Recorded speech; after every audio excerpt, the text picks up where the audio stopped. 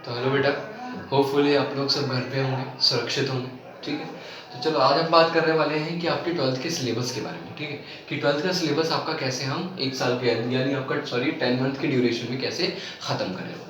ठीक है, तो चलो आगे हम बात करते हैं। चलो उससे पहले हम थोड़ा जानते हैं कि आपके 11th और 12th को मिला के, ठीक है, 11th और 12th को मिला के कितने चैप्टर हैं टोटल? हमारे 38 चैप्टर हैं। और कितनी यूनिट्स हैं? 10 यूनिट्स। ठीक है, अब 5 यूनिट्स आपकी 11th में है और 5 ही यूनिट्स आपकी 12th में है। ठीक, अब ऐसा मत बोलना कि भैया 11th में 22 चैप्टर दे दिया और 12th में आपके 16 चैप्टर दिए। ठीक है, कि इस हमारा जो सिलेबस है उसको हमने आपके यूनिट्स के हिसाब से डिवाइड किया है 11th 12th के। ठीक है, आगे बात करते हैं टाइम ड्यूरेशन की। तो हमारे पास कितने, यानी अगर हम 12th की बात करें तो 12th में कितनी यूनिट है? 5 यूनिट है।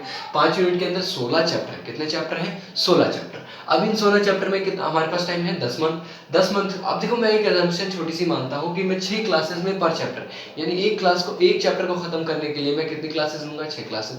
अगर मैं 6 क्लासेस आपको लेता हूँ तो हमारे 1 वीक के अंदर, यानी 1 वीक के अंदर कितनी क्लासेस होती है? 3 क्लासेस। कैसे 3 क्लासेस?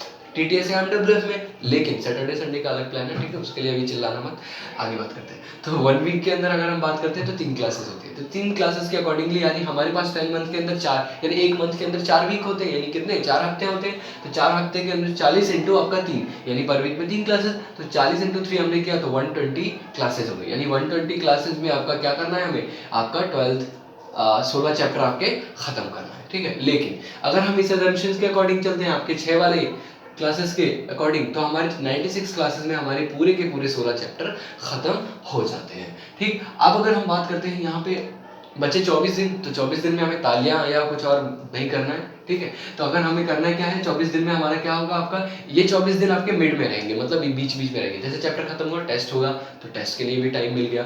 रिवीजन हुआ, अब देखो रिवीजन में क्या है हमारा? फेब से, फेब के क्या, इवन जैन के 15 जैन से, इवन हम तो सोच रहे हैं जैन तक खत्म कर देते, लेकिन लॉकडाउन के जैन के दिसंबर तक हम सिलेबस खत्म कर देंगे, लेकिन लॉकडाउन के चलते हमने सोचा कि जैन 15 तक आपका सिलेबस खत्म हो जाएगा।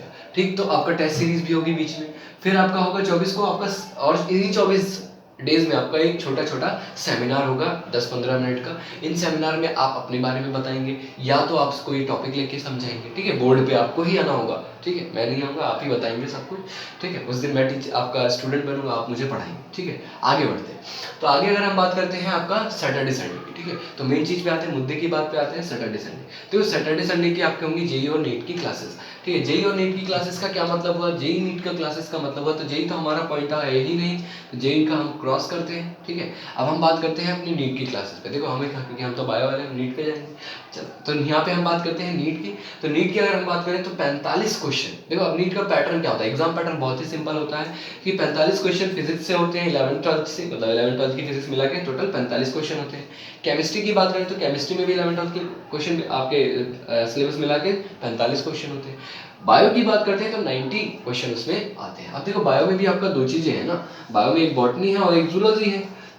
तो बॉटनी में से भी 45 क्वेश्चन और जूलॉजी में से भी 45 क्वेश्चन आते हैं। ठीक है, अब देखो यहाँ पे कुछ बच्चों के दिमाग में कुछ कीड़ा मतलब कुछ घूम रहा होगा, है ना, कुछ क्वेश्चन घूम रहे, सवाल घूम रहे होंगे। तो देखो क्या सवाल आपके घूम रहे होंगे कि भैया अब तो एम्स को भी नीट के अंदर अगर कंबाइन कर दिया गया है तो आपका जनरल नॉलेज के क्वेश्चन या फिर आपके इंग्लिश के क्वेश्चन भी आए, तो ऐसा कुछ नहीं है। ठीक है, तो आपका जो ये आपका एनटीए है, ठीक है, एनटीए जो आपके ऑर्गेनाइजेशन नीट के पेपर को कंडक्ट करती है, इसने अभी तक ऐसा कोई करिकुलम जारी नहीं किया कि इसमें जनरल नॉलेज या आपका इंग्लिश के क्वेश्चन आए। ठीक है, चलो, तो ये आपका छोटा सा था कि आपका एक साल के अंदर सिलेबस को कैसे डील किया जाएगा। अब देखो इस क्लासेस में, ये क्लासेस आपकी 2 आवर्स की होंगी। कितने आवर्स की होंगी?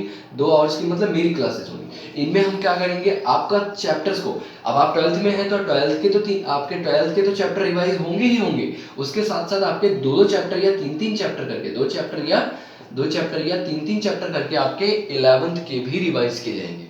और मान लो पहले आप महीने के पहले हफ्ते से सैटरडे संडे में क्लास हुई, तो उसके नेक्स्ट सैटरडे संडे में आपका इन्हीं जो चैप्टर आपको इस पिछले सैटरडे संडे में पढ़ाया गया होगा, उसका आपका क्या होगा?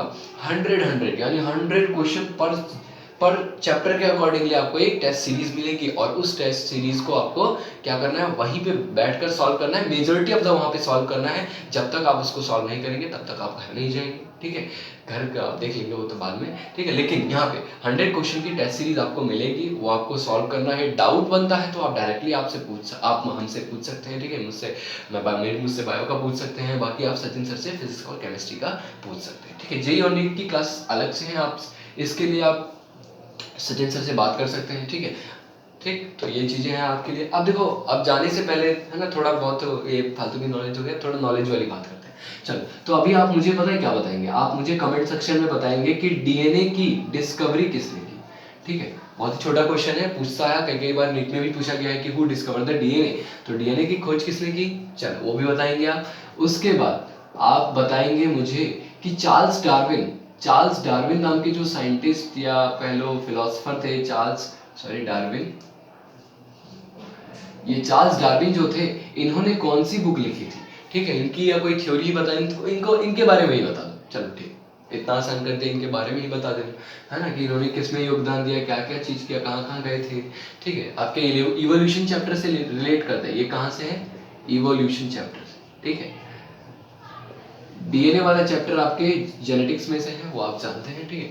अगला क्वेश्चन है हमारा एलेंस रूल, ठीक है। इसके बारे में अगर आप मुझे थोड़ा सा बता सकते हैं तो अच्छी बात है, नहीं बता सकते तो मैं बता दूंगा आपको, ठीक है। आप मुझे व्हाट्सएप कर सकते हैं या आप इसी कमेंट में आप मुझसे पूछ सकते हैं, मैं कमेंट सेक्शन में आपको बता दूंगा, ठीक है। एलेंस रूल की बात करते हैं, तो एलेंस रूल आप बताएंगे मुझे, ठीक है। तो ये तीनों चीज़ें आप नेक्स्ट क्लास तक, मतलब जब मेरा फर्स्ट लेक्चर आपका 20 अप्रैल को आएगा, उस क्लास के अंदर मैं किसी से भी पूछ सकता हूँ पर्टिकुलरली, ठीक है। तो आपको उस सेम टाइम पे ही आपको क्या करना होगा, उसको वहाँ पे कमेंट में मेंशन करना होगा, ठीक है। तो आप यहाँ इस वीडियो के कमेंट में भी डाल सकते हैं या वहाँ पे। अगर वीडियो अच्छा लगा हो तो लाइक भी कर देना, सब्सक्राइब भी कर देना, ठीक है। चलो, इतना काफ़ी है। जो घर पे रहें, सुरक्षित रहें।